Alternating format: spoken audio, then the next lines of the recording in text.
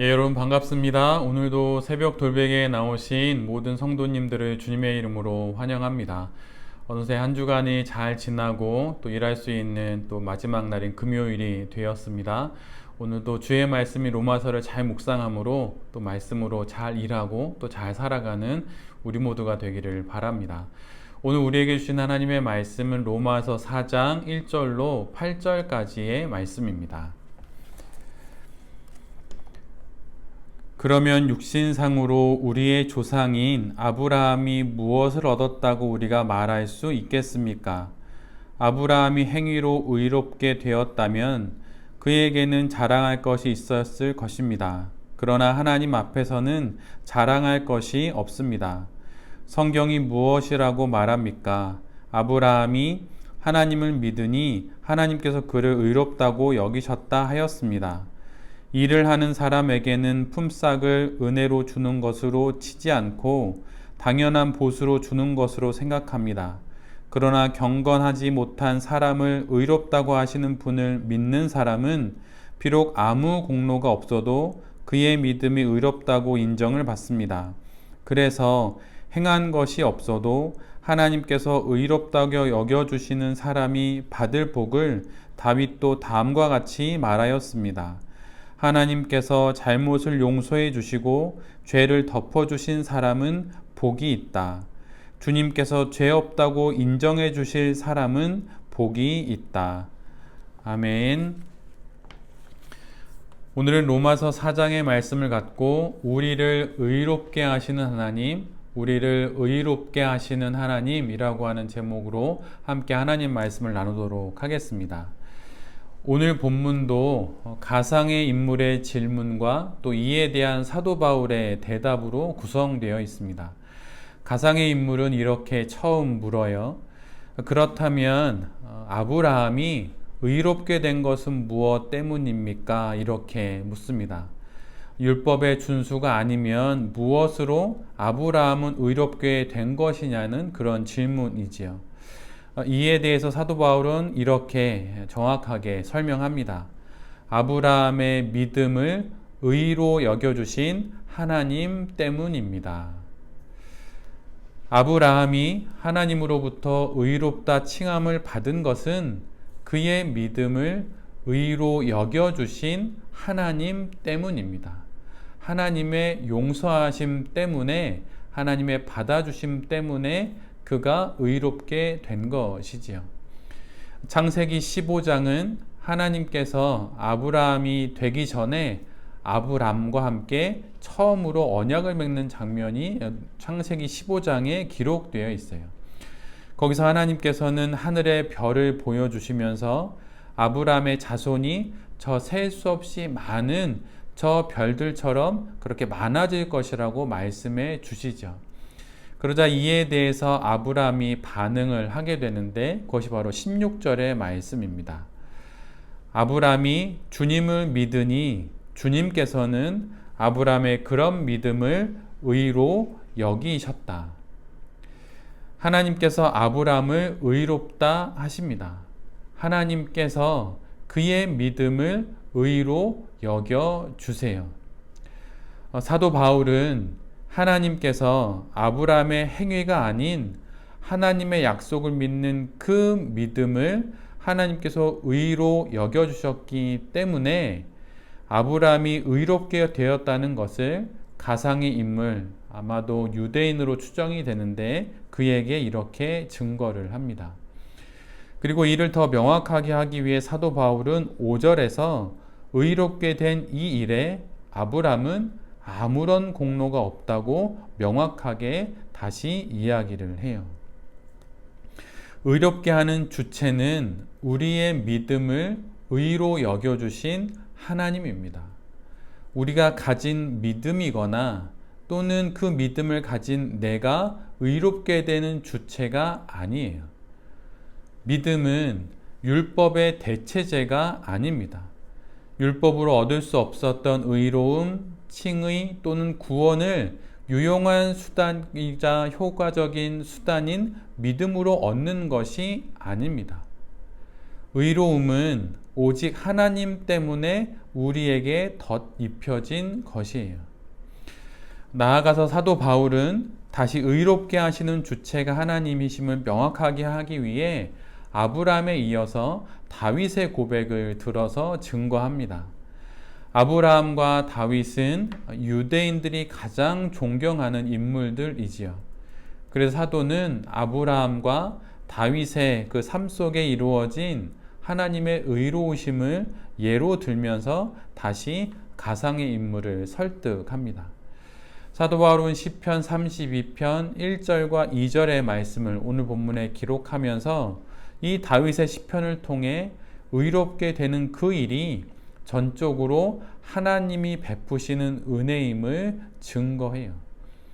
시편 32편은 다윗이 밧세바를 범한 이후에 그 죄를 참회하는 내용입니다. 그런데 하나님께서 다윗에게 용서를 베풀어 주시죠. 사도는 다윗을 예로 들면서 앞에 이렇게 정확하게 말해요. 6절의 말씀인데요. 행한 것이 없어도 하나님께서 의롭다고 여겨주시는 사람이 받을 복을 다윗도 다음과 같이 말하였습니다. 아브라함에게도 또한 다윗에게도 의로움을 받을 그 어떤 요소도 없었습니다. 그래서 아무 공로가 없다고, 또한 행한 것이 아무것도 없다고 그렇게 사도 바울은 이야기를 하는 것이에요. 이를 통해 사도는 나의 율법 준수로 의로워지는 것이 아니라 나의 믿음을 의로 여겨주시는 하나님에 의해서 의롭게 되는 것을 증거하는 것입니다. 이어서 유대인으로 추정되는 가상의 인물이 두 번째로 질문을 합니다. 그는 이렇게 질문을 해요. 그렇다면 의롭게 되는 것이 할례를 받은 사람들, 즉 유대인들만 그렇게 되는 것입니까? 아니면 무할례자들, 즉 이방인들도 그렇게 의롭게 되는 것입니까? 이렇게 묻습니다. 이에 대해 사도 바울은 이렇게 명확하게 대답을 합니다. 아브라함이 의롭게 된 순간은 할례 받기 이전입니다 라고 말이에요. 사도 바울은 아브라함이 되는 창세기 17장의 말씀 속에서 23절을 언급합니다. 그 부분을 제가 읽어드리면 바로 그날에 아브라함은 자기 아들 이스마엘과 집에서 태어난 모든 종과 돈을 주고 사온 모든 종, 곧 자기 집안의 모든 남자와 함께 하나님이 말씀하신 대로 포피를 베어서 할례를 받았다. 시간 순서로 아브라함이 의롭게 된 것은 창세기 15장 6절입니다. 그때 그의 이름도 아브람이었어요. 그때 하나님이 그의 믿음을 의로 여겨 주시죠. 그리고 시간이 지나 창세기 17장 23절에서 하나님께서 아브람을 아브라함으로 이름을 바꿔주시고 난 이후에 할례가 이루어집니다. 아브라함이 의롭게 된 것이 언제입니까? 바로 할례 이전이에요. 즉 무할례 때입니다. 하나님의 의롭게 하심과 즉 몸의 할례가 무관한 것임을 사도 바울이 아브라함의 창세기 15장과 17절의 그 시간 순서를 언급함으로 증거하고 있는 것입니다.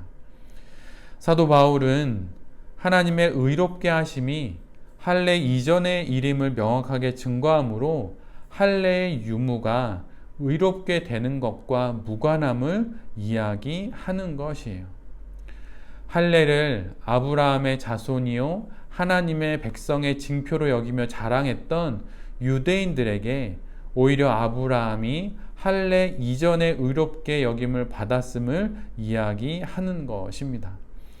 이를 통해 아브라함은 할례 받은 유대인의 조상을 넘어서서 모든 믿는 이들의 조상임을 증거하는 거예요.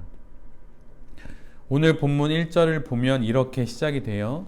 그러면 육신상으로 우리의 조상인 아브라함, 이렇게 이야기를 합니다. 유대인들은 육신으로, 몸으로, 할례로 아브라함이 자신들의 조상이라고 여겼는데, 이제 사도 바울의 이 말을 증거를 통하여서 아브라함은 할례를 받은 그 육신상의 유대인의 조상을 넘어서서 모든 믿는 사람들의 조상이 된다고 하는 것을 이렇게 증거해 주는 것입니다. 의롭게 되는 일에 있어서 우리가 할 수 있는 일은 아무것도 없습니다. 하나님과 하나님이 하신 일을 온전히 받아들이는 것 뿐이에요. 그 받아들이는 것이 바로 믿음이지요. 저 하늘의 별들과 같이 많은 자손에 대한 약속을 그저 받아들인 아브라함처럼 그렇게 하나님의 약속을 받아들이는 것이 우리가 의롭게 되기 위해 할 수 있는 유일한 일입니다. 이것이 바로 믿음이에요. 받아들이는 것이 믿음입니다. 우리를 의롭게 하시는 하나님께 대한 우리의 마땅하고도 타당한 유일한 반응은 하나님을 믿고 하나님이 하신 그 일을 믿는 거예요. 그것을 받아들이는 것입니다. 수용하는 거예요.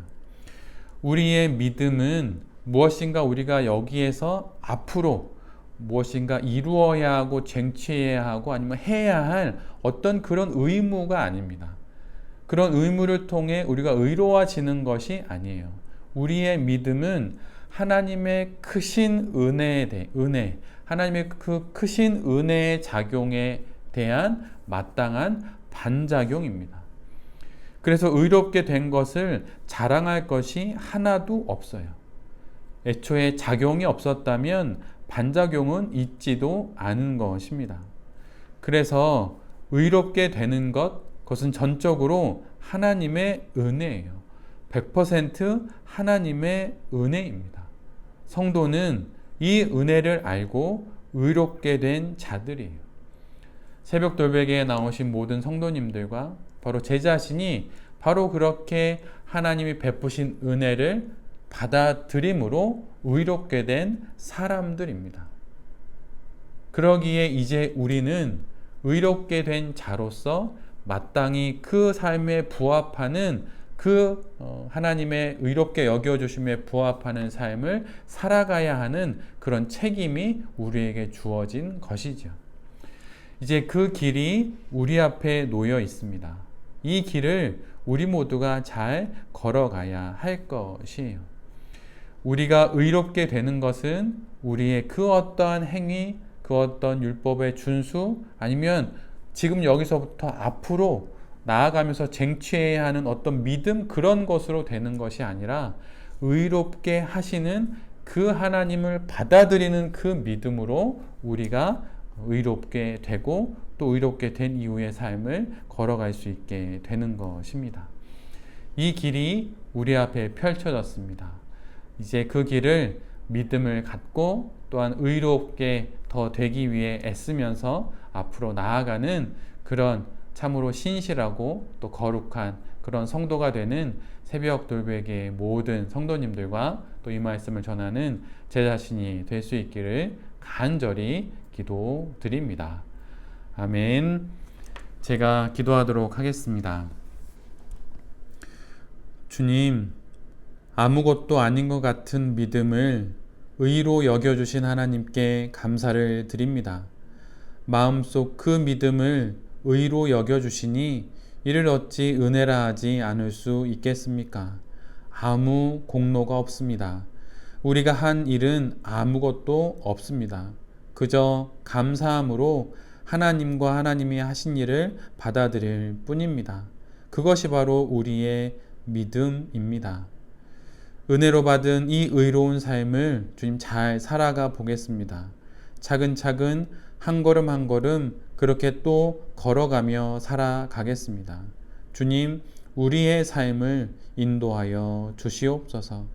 이 모든 말씀 우리 구주 예수 그리스도의 이름으로 간절히 기도드립니다. 아멘.